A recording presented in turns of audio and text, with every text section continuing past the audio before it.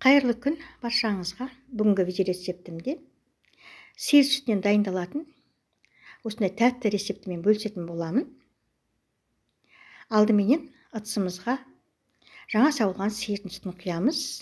Сүтіміздің қайнау процесі ұзақ болғандықтан барынша осындай кең ыдыс аламыз. Болса осындай шүйін ыдыс алғандарыңыз дұрыс. Ішінде сүтіміз еркін қайнайды, әрі түбіне де қатты жоқ қалмайды. Жоқ қалған жағдайдың өзінде де артынан қазанымызды тазалауымыз да оңай болады. Сондықтан да осындай шүйін қазан алғандарыңыз дұрыс.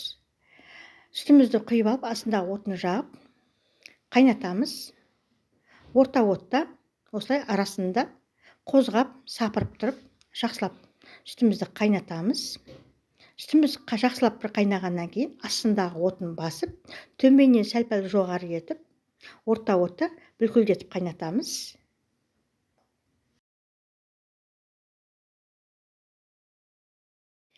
Мінекей сүтіміз жаймен де бүлкілдеп қайнап жатыр. Байқасаңыздар, түсі сарғайып, көлемі де азая бастады. Әлі де қайнатамыз.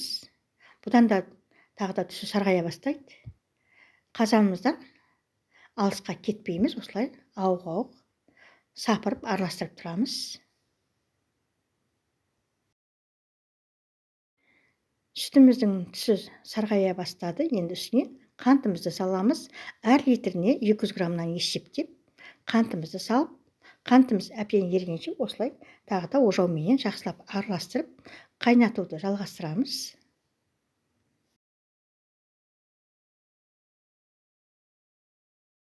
Қантымызды салғаннан кейін араластырып тұрып 40 минут қайнағаннан кейін сүтіміз осындай түске енеді. Енді үстіне 120 грамм сармай салдым.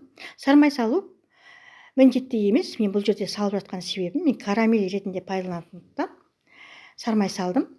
Қатты қой болып қалмасын деп. Ал егер сармай салмай өзін осылай қайната беретін болсаңыздар, онда кәдімгі дүкенде сатылатын вареный сгущенка болып шығады. Қалауларыңыз бойынша енді бұл жерде патша көңілдеріңіз біледі. Осылай қайната береміз тағы да. Сүтіміз тағы да қоюлану керек. Астындағы отын басып қоюды ұмытпаймыз. Үздіксіз араластырып тұруды да ұмытпаймыз. Қазанымыздың қасынан әрине кетіп қалмаймыз.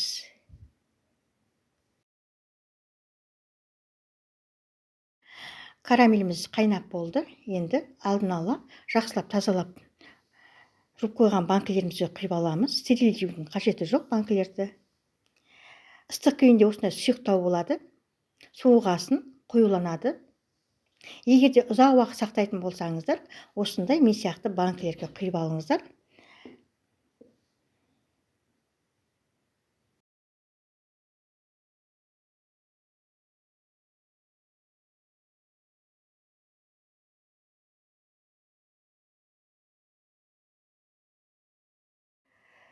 Банкаларымызға құйып алдық. Енді қақпағын бұрап жабамыз. Қатты бұрамаймыз. Менде шыққаны 2 банка толық шықты да, 1 банка ортасынан ғана шықты. Енді банкаларымызды қайнататын ыдысымыздың түбіне мата төсеп, банкаларымызды орналастырамыз.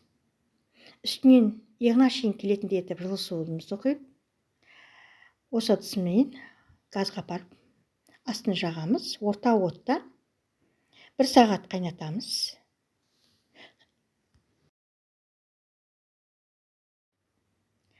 Банкаларымызды 1 сағат емес, 1,5 сағат қайнаттым.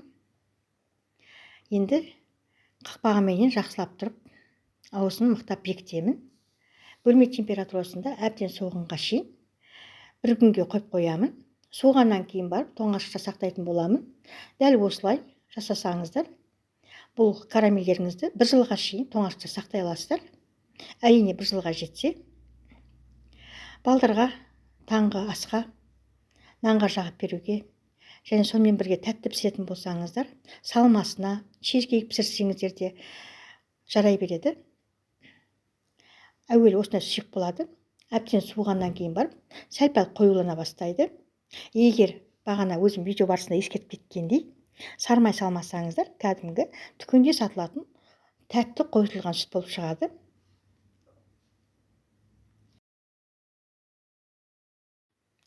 Мынау біздің дайын болған карамеліміз.